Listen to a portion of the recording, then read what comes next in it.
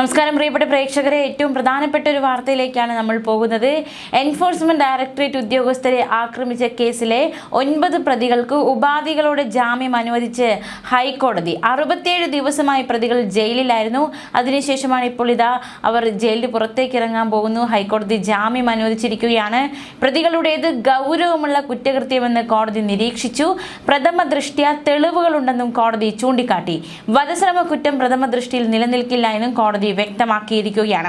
മാത്രമല്ല, ജാമ്യം നൽകി എന്നതുകൊണ്ട് അവർ ചെയ്ത കുറ്റകൃത്യം വില കുറച്ച് കാണുകയല്ല. പ്രതികൾ ചെയ്തത് ഗുരുതരമായ കുറ്റകൃത്യം തന്നെയാണ്. പക്ഷെ 67 ദിവസത്തോളം ഇവർ ജയിലിലാണ്.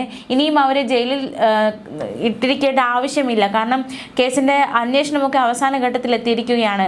അപ്പോൾ ഇനിയും പ്രതികളെ റിമാൻഡ് ചെയ്യാനോ അല്ലെങ്കിൽ ഇത്തരത്തിൽ ജയിലിലാക്കിയിരിക്കേണ്ട സാഹചര്യമില്ല. അതുകൊണ്ട് തന്നെ അവർക്ക് ജാമ്യം അനുവദിക്കാനുള്ള സമയമാണിതെന്നും കോടതി വ്യക്തമാക്കുകയുണ്ടായി. ശക്തമായി കോടതിയിൽ എൻഫോഴ്സ്മെന്റ് ഡയറക്ടറേറ്റ് ഇവരുടെ ജാമ്യത്തെ എതിർത്തുവെങ്കിലും കോടതി ഇപ്പോൾ ഉപാധികളോടെ ജാമ്യം അനുവദിച്ചിരിക്കുകയാണ് പ്രതികൾക്ക്. നാളെ പ്രതികൾക്ക് ജാമ്യം അനുവദിക്കുമെന്ന് തന്നെയാണ് പുറത്തുവരുന്ന വിവരം.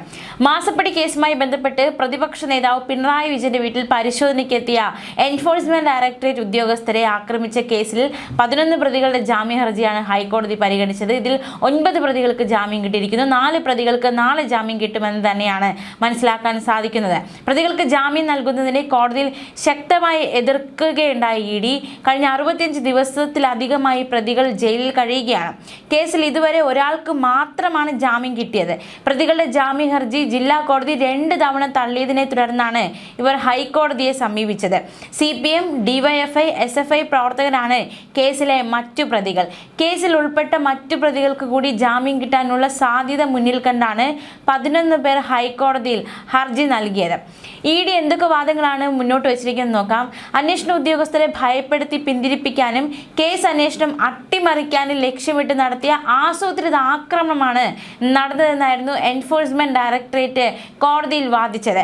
പെട്ടെന്നുണ്ടായ ഒരു പ്രതിഷേധം, അങ്ങനെ ഈ ഒരു പ്രതിഷേധത്തെ കാണാനാകില്ല.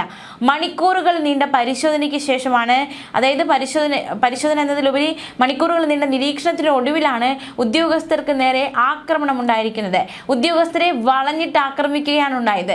പോലീസ് കൃത്യസമയത്ത് ഇടപെട്ടതുകൊണ്ടും ഡ്രൈവർമാരുടെ സംയോജിതമായ ഇടപെടൽ കൊണ്ടുമാണ് വലിയൊരു ദുരന്തം, അതായത് ശരീരത്തിലൊക്കെ പരിക്കേൽക്കുക എന്ന തരത്തിലുള്ള വലിയൊരു ദുരന്തം ഒഴിവായതെന്നും ഇ ഡി കോടതിയിൽ സമർപ്പിച്ച സത്യവാങ്മൂലത്തിൽ വ്യക്തമാക്കിയിട്ടുണ്ട്. ഉദ്യോഗസ്ഥർക്ക് ചെറിയ പരിക്കുകൾ മാത്രമാണ് ഏറ്റതെന്ന വാദം അംഗീകരിച്ച് പ്രതികൾക്ക് ഇളവ് നൽകാനാകില്ല എന്നും വധശ്രമ കേസിൽ ഉൾപ്പെട്ട പ്രതികൾക്ക് യാതൊരു ഇളവ് നൽകരുതെന്നും 65 ദിവസമായി ജയിലിൽ കഴിയുന്നത് ജാമ്യം കിട്ടാനുള്ള കാരണമല്ല എന്നതടക്കമുള്ള ശക്തമായ വാദങ്ങളാണ് എൻഫോഴ്സ്മെന്റ് ഡയറക്ടറേറ്റ് മുന്നോട്ട് വെച്ചത്. ഈ പ്രതികൾക്ക് ജാമ്യം നൽകിയാൽ കേസിൽ ഉൾപ്പെട്ട 300ഓളം വരുന്ന മറ്റു പ്രതികളുടെ അറസ്റ്റിനെ ഇത് പ്രതികൂലമായി ബാധിക്കുമെന്നും എൻഫോഴ്സ്മെന്റ് ഡയറക്ടറേറ്റ് കോടതിയിൽ ചൂണ്ടിക്കാട്ടിയിരുന്നു. ഉദ്യോഗസ്ഥരുടെ ഔദ്യോഗിക കൃത്യനിർവഹണം തടസ്സപ്പെടുത്തിയതിനും പൊതുമുതൽ നശിപ്പിച്ചതിനും ഉൾപ്പെടെയുള്ള വകുപ്പുകൾ പ്രതികൾക്കെതിരെ ചുമത്തിയിരുന്നു. മാസപ്പടി കേസുമായി ബന്ധപ്പെട്ട് കഴിഞ്ഞ മെയ് മാസത്തിലാണ് പ്രതിപക്ഷ നേതാവ് പിണറായി വിജയന്റെ വീട്ടിൽ ഇ ഡി ഉദ്യോഗസ്ഥർ പരിശോധനയ്ക്ക് എത്തിയത്. പിണറായി വിജയന്റെ മകൾ ടി വീണയുടെ IT കമ്പനിയായ എക്സാലോജിക്കും കൊച്ചിൻ മിനറൽസ് ആൻഡ് റൂട്ടെയിൽ ലിമിറ്റഡും തമ്മിലുള്ള സാമ്പത്തിക ഇടപാടുകളുമായി ബന്ധപ്പെട്ട ഇ ഡി അന്വേഷണം നടന്നത്. കള്ളപ്പണം വെളുപ്പിക്കൽ തടയൽ നിയമപ്രകാരമായിരുന്നു കേസിൽ അന്വേഷണം പുരോഗമിച്ചത്. ഈ ഒരു കേസുമായി ബന്ധപ്പെട്ട് ചോദ്യം ചെയ്യലിനായി എത്തിയപ്പോഴായിരുന്നു ചോദ്യം ചെയ്യലിന് ശേഷം മടങ്ങിയ ഇ ഡി ഉദ്യോഗസ്ഥരെ ഈ CPM പ്രവർത്തകർ ചേർന്ന് ആക്രമിക്കുന്ന സാഹചര്യമുണ്ടായി. ഇഷ്ടികയൊക്കെ ഉപയോഗിച്ച് വാഹനത്തിന്റെ ചില്ല് തകർക്കുന്ന സാഹചര്യമുണ്ടായി. വാഹനങ്ങൾക്ക് കേടുപാടുകളുണ്ടായി. എൻഫോഴ്സ്മെന്റ് ഡയറക്ടറേറ്റ് ഉദ്യോഗസ്ഥർക്ക് ചെറിയ പരിക്കേൽക്കുകയുണ്ടായി. തുടർന്ന് പ്രവർത്തകരെ പിടികൂടുന്നു. ഇതിൽ ഇത്രയും പേർ 67 ദിവസത്തോളം ജയിലിലായിരുന്നു. ഇതിനിടയിൽ അവർ പലതവണ ജാമ്യത്തിന് ശ്രമിച്ചു. പക്ഷെ അവിടെ കോടതി ജാമ്യം അനുവദിച്ചില്ല. എന്തായാലും ഇത്തരത്തിൽ ഇവർക്ക് ജാമ്യം നൽകുന്നതിലൂടെ അവർ ചെയ്ത കുറ്റകൃത്യം വില കുറച്ച് കാണരുതെന്ന് ഇ ഡി വ്യക്തമാക്കിയിട്ടുണ്ട്. അത്തരത്തിൽ വില കുറച്ച് കാണുകയല്ല അവരുടെ ഈ ഒരു അവർ ചെയ്ത കുറ്റകൃത്യം, അതിനെ ഒരിക്കലും വില കുറച്ച് കാണുന്നില്ല. ഇത്തരത്തിൽ ജാമ്യം നൽകിയതിലൂടെ അവർ ചെയ്തത് ഗുരുതരമായ കുറ്റകൃത്യം തന്നെയാണ്. പക്ഷെ നിലവിൽ അവർ ഇത്രയും ദിവസം ജയിലിൽ തുടരുന്നത് കൊണ്ട് തന്നെ ഈ ഒരു കേസ് ഈ ഒരു അവസാന ഘട്ടത്തിലേക്ക് എത്തിയത് കൊണ്ട് തന്നെ അവരുടെ ജാമ്യം നിഷേധിക്കാനാകില്ല എന്നാണ് കോടതി ചൂണ്ടിക്കാണിച്ചിരിക്കുന്നത്. ജസ്റ്റിസ് കൗസർ എടപ്പകത്താണ് ഈ ഒരു കേസിൽ ഇപ്പോൾ നിർണായകമായ വിധി പുറപ്പെടുവിച്ചിരിക്കുന്നത്. എന്തായാലും പ്രതികൾക്ക് ജാമ്യം കിട്ടിയിരിക്കുകയാണ്. 9ഓളം പ്രതികൾക്ക് ജാമ്യം കിട്ടിയിരിക്കുന്നു. ഇനി 4 പ്രതികൾ അവർക്ക് പ്രതികൾക്ക് നാളെ ജാമ്യം കിട്ടുമെന്ന് കോടതി വ്യക്തമാക്കുകയാണ്. എന്തായാലും ഇനി എന്താണ് ED അടുത്ത നീക്കം എന്നതും വരും മണിക്കൂറുകൾ മാത്രമേ നമുക്ക് അറിയാൻ സാധിക്കുള്ളൂ. എന്തായാലും അന്ന് നടന്ന ആ ഒരു ആക്രമണം, അതിൻ്റെ ദൃശ്യങ്ങളിലേക്ക് നമ്മൾ ഒരിക്കൽ കൂടി പോവുകയാണ്.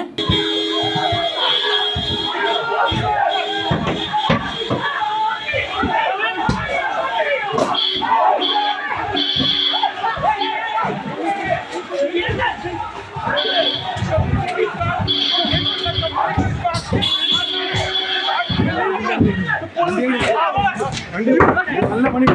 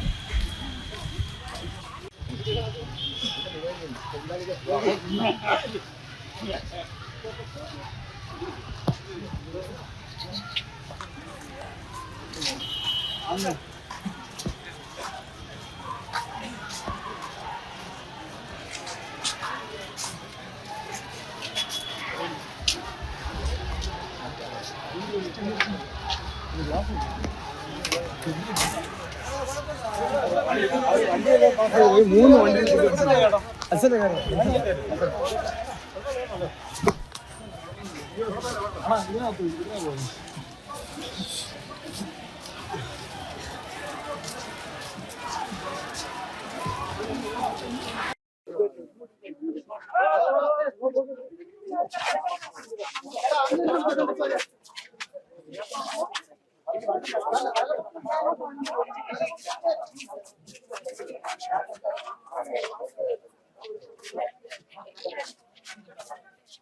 ഹലോ